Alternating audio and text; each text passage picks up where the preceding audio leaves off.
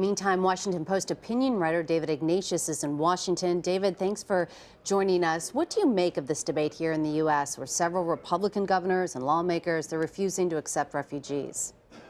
It's understandable that governors are worried about the security of residents of their states and want to make sure that security procedures are in place.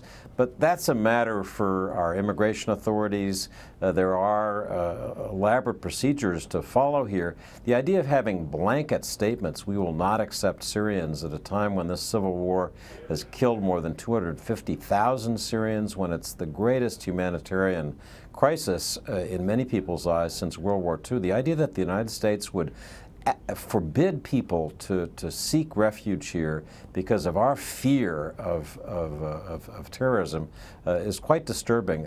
Follow the procedures to vet people, yes, but blanket announcements that our doors are closed, that strikes me as very, frankly, un-American.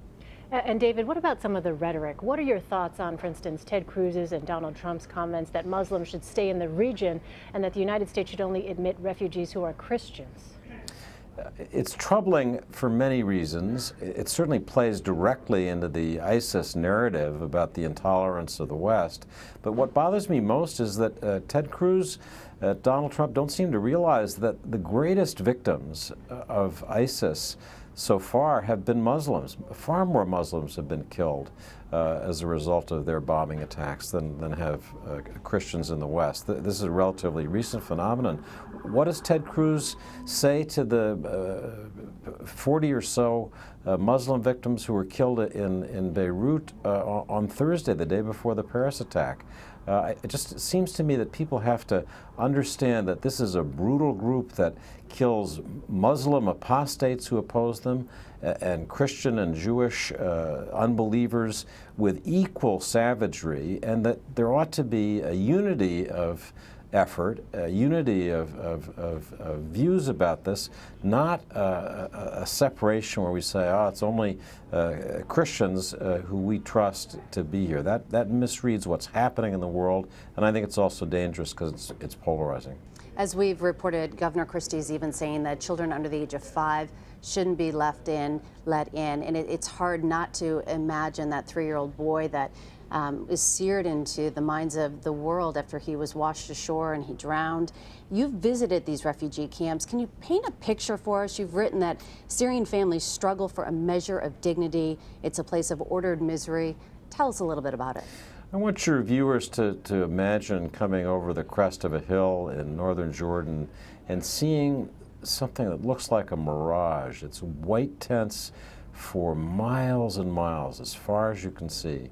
And at first you think that the light is playing tricks on you, but no, that is a camp that's got 125,000, 150,000 people in it, living in these small white tents, having come across the border as a result of the savage war that's taking place in Syria.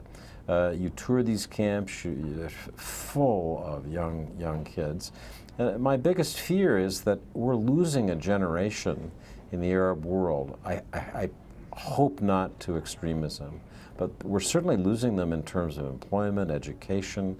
I think Americans have to see that our future, not just in the next 6 months, year, but for decades, is going to be shaped by these events. And we have to respond to them in a compassionate way, a militant way. This ISIS has got to be stopped. This is a military problem, but if you see the human suffering, I think you look at this more as a human being in a less fearful, more compassionate way.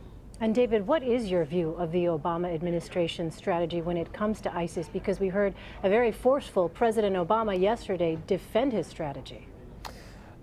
President Obama now, I think, is doing most of the right things. I think he's been very late to come to a strong policy here, looking at the situation in Syria that created the ISIS threat.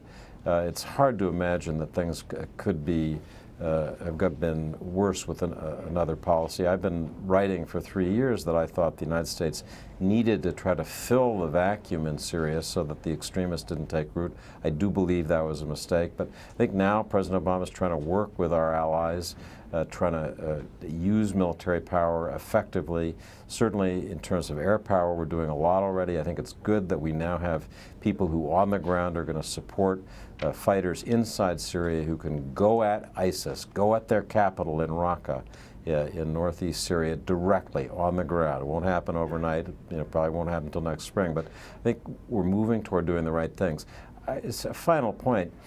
In any situation after a great tragedy, as Americans understand, I think, looking back at 9/11, there's a danger of overreaction, of doing things that are reactions of the moment, emotional reactions that are difficult to sustain. And I really hope the French, after this tragedy in Paris, will be careful to avoid that. In that sense, I think, although I'd like to see President Obama take a stronger line on some things, I think trying to be sensible, trying not to overreact, trying to make sure that you can keep doing 5 years from now what you start today is the right way to think about this. All right, David Ignatius, Washington Post opinion writer, thank you for joining us. Thanks very much.